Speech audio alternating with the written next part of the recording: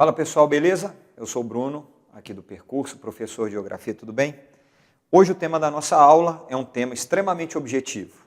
O tema de hoje é modelo agroindustrial ou agroindústria, beleza? A gente já trabalhou um conjunto de aulas relacionadas à agricultura e a última nossa foi o impacto da Revolução Verde no Brasil. Hoje a gente trabalha o impacto da Revolução Verde no modelo de produção. Esse modelo é o chamado modelo agroindustrial.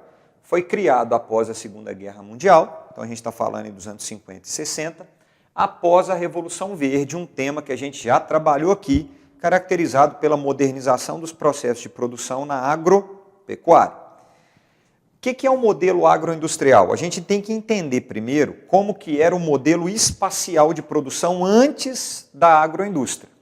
Olha só, se a gente pega esse modelo de evolução, a gente tem uma distribuição de um modelo até a década de 60, até a lógica da Revolução Verde ser implementada. Como que era a lógica da distribuição da produção, da espacialidade? Existia o campo, com a produção agropecuária, chamado então de setor primário, que é o setor de produção de matéria-prima. Do campo, essa produção era destinada à cidade, onde a gente tinha a indústria, que iria beneficiar essa produção, chamado então de setor secundário, segunda etapa do processo de produção. E na cidade saía da indústria essa produção e chegaria até o comércio para atingir o consumidor final, chamado então de terceira etapa de produção ou setor terciário. Então existia, num plano teórico, o campo com a produção agropecuária, a cidade com o beneficiamento dessa produção e o comércio com a venda desse produto, dividindo em setor primário, secundário e terciário. Espacialmente separados. O campo está num lugar, a cidade está na outra. Então, distante um do outro.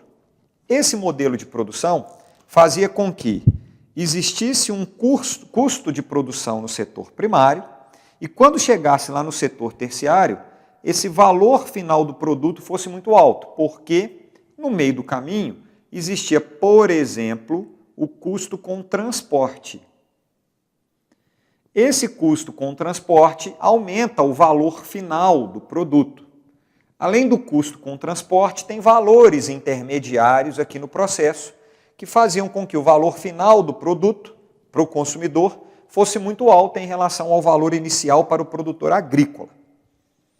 Com o desenvolvimento e incremento da Revolução Verde, a tecnologia da produção, foi possível agregar setores, que a gente chama de conjunção de setores econômicos. Então, os setores foram aglutinados. Que modelo de produção é esse, então, a partir da Revolução Verde, aglutinando os setores da economia com o objetivo de diminuir o custo final de produção, aumentar a competitividade, produtividade, ganhos de mercado? Surgiu, então, o modelo de produção a partir da década de 1960, que é o campo produzindo o produto agrícola do mesmo jeito, só que aí vem a grande diferença. Enquanto o campo produz, exemplo claro, a soja, a cidade que antes estava distante fisicamente do campo, com a indústria de beneficiamento da soja, agora essa indústria de beneficiamento da soja sai da cidade e se desloca para o campo, instalando no meio da produção rural. Então, literalmente, galera, em muitos casos, você tem a produção rural em latifúndio e no meio dessa produção, dessa propriedade rural, tem uma indústria que vai beneficiar, por exemplo, a soja, vai beneficiar o café, vai beneficiar a cana, a laranja. Esse processo de beneficiamento ele é industrial. Resultado, a atividade urbana indústria migrou para o campo como uma atividade de beneficiamento. Por isso, algumas questões falam que esse modelo, que é a agroindústria, a indústria no campo, é uma atividade não rural, ou seja, é uma atividade urbana, indústria, no meio rural. Ou seja, é uma atividade não rural, uma atividade urbana, que foi deslocada para o meio rural, agroindústria. Todo mundo entendeu isso? Qual é a lógica? O produtor rural ele pode ser o dono da indústria, que vai beneficiar a laranja e fazer o suco de laranja, ao invés dele vender a laranja, ele vende o suco. Ele diminui o valor final, porque não tem atravessador, não tem meio do caminho. ele ganha mercado. Ou pode ser o contrário. A indústria que beneficiava a laranja na cidade, ela compra a propriedade rural e se transfere para o campo. Ela fica dona da produção no setor primário, no setor secundário e às vezes até no setor terciário, atingindo o consumidor final. Muita gente deve comprar produto em supermercado, que é produto direto da fábrica. Então você vai comprar o produto pão de forma, você vai comprar o suco, vai comprar a massa de tomate, o ketchup, você vai comprar qualquer produto no supermercado, está lá a marca de quem produziu, a marca do supermercado. Você compra, está lá a marquinha do supermercado, você compra direto do produtor. Isso é uma lógica de redução das etapas da produção. É uma lógica de um modelo agroindustrial. Você compra direto do produtor, o produto industrializado. Qual é o resultado da lógica? Redução do custo de produção. Quais são as consequências do modelo agroindustrial, então? A gente tem aumento da produtividade, uma vez que existe um incremento tecnológico, já que o campo tem que produzir no ritmo da indústria, o campo tem que produzir em velocidades cada vez maiores. Então, aumento da produtividade, primeira consequência. Segunda consequência, aumento de áreas ocupadas, porque a indústria demanda de alta produção no campo. Às vezes, apenas uma propriedade não consegue abastecer a indústria. Tem que esperar a plantinha crescer, produzir, e a máquina na indústria produzindo. O cara, então, o dono da agroindústria, ele pode comprar várias propriedades para sustentar o modelo agroindustrial ou formar parcerias, que é muito comum. Você paga para um produtor rural, dono de uma propriedade, produzir para você. Então, ele é o setor primário e você associa o primário com o secundário. Então, aumento de áreas ocupadas pela agropecuária. Terceira consequência direta é um uso cada vez menor de mão de obra. Aí é importante deixar claro, a mão de obra tradicional do campo, pouco qualificada, ela perde espaço nesse momento da agroindústria. Porém, a mão de obra altamente qualificada, ela ganha espaço. A pessoa formada em zootecnia para aumentar a produtividade dos animais, formada em agronomia para aumentar a produtividade dos vegetais, por exemplo, a administração de empresas, o cientista da computação para programar as máquinas que irão trabalhar, esse pessoal ganha mercado no setor rural. Porém, a mão de obra tradicional, ela perde mercado. Então, a gente vai ter uma redução da mão de obra tradicional e um aumento da participação no campo da mão de obra altamente qualificada. Então, essas são as três consequências diretas. Aumenta a produtividade, aumenta a área ocupada, diminui mão de obra pouco qualificada e aumenta a mão de obra qualificada. No entanto, essas consequências geram subconsequências, do tipo, se eu tenho um aumento da produtividade, o que está sendo produzido? A maior parte das agroindústrias, elas produzem apenas um bem. Então a gente trata o modelo agroindustrial, via de regra, como modelos monocultores.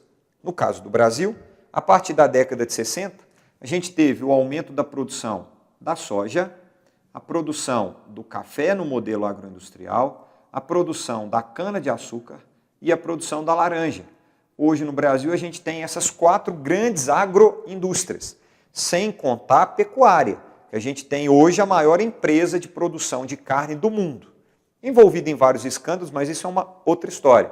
Mas o Brasil então se transformou numa referência internacional, década de 60 em diante, no modelo agroindustrial. Década de 90 é um destaque muito grande para isso. Então, monocultura, isso é um problema. Porque a agroindústria dificilmente ela abastece o mercado de um país. Dificilmente a agroindústria abastece o mercado interno brasileiro, que come arroz, come feijão, come fruta, come verdura. Isso a agroindústria não produz. Não existe a agroindústria do feijão, do arroz, da batata, da mandioca, da couve. Isso não existe. Existe a monocultura para abastecimento da indústria. E muitas vezes é a monocultura para abastecimento da indústria cuja finalidade é abastecer a pecuária com ração. Então, se eu pego a agroindústria da soja, vai abastecer a pecuária com ração. A agroindústria do café vai vender para o mercado externo. A agroindústria da cana vai produzir o etanol, que é o combustível. E a agroindústria da laranja vai produzir o suco. Qual é o resultado disso? O que disso abastece a mesa do brasileiro? Nada. Qual é o resultado? A gente tem uma monocultura que gera, por consequência, uma crise de alimentos, uma crise social. Isso é muito sério. Quem defende a agroindústria fala que ela gera capital para o PIB brasileiro. Quem é contra a agroindústria fala que ela gera um capital concentrado, meia dúzia de latifundiários são donos dela, que produzem uma desigualdade social e falta de alimento na mesa do brasileiro. Tem as duas visões. Aumento de área ocupada. Oh, que coisa boa, está se produzindo cada vez mais no Brasil, porém às custas de latifúndios e de desmatamentos. Então a gente tem um aumento da área ocupada, economicamente pode ser bom, porém latifúndio concentra a terra, concentra a renda, concentra o poder político. Ao mesmo tempo que aumenta a área de desmatamento, tema da nossa última aula. Arco do desmatamento, desmatamento do Cerrado, da Amazônia, da Caatinga. Então fiquem atentos, porque nem sempre aumentar a área ocupada é bom. No economês, a gente falaria, é ótimo, o PIB brasileiro está crescendo, só que é um PIB concentrado às custas de monocultura e latifúndio. E por último, queda de mão de obra. Aquele cara que tem alta qualificação, voltada para o modelo agroindustrial, ele vai ganhar dinheiro, vai ser uma mão de obra bem remunerada, na maioria das vezes. No entanto, aquele trabalhador rural tradicional sem qualificação, ele vai ser pego pelo chamado desemprego estrutural, pensando em volume. Você tem perda de postos de trabalho, quantidade, desemprego estrutural. Para onde que esse desempregado estrutural do campo, que não tem mais o mercado pela entrada da tecnologia, onde que esse cara vai trabalhar? Onde ele vai morar, se ele não é dono da terra, se tem um latifúndio? Uma das consequências diretas disso é hipertrofia urbana, inchaço urbano e processo de exclusão social com periferização e favelização. Então, o modelo agroindustrial, economicamente, para um país, pensando em PIB, é ótimo. A gente vê propaganda direto na televisão falando sobre isso.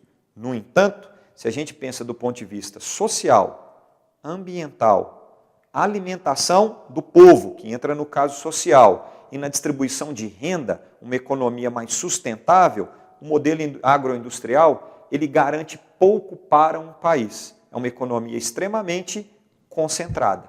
Tranquilo? Valeu, galera. Um abraço a todos e bons estudos.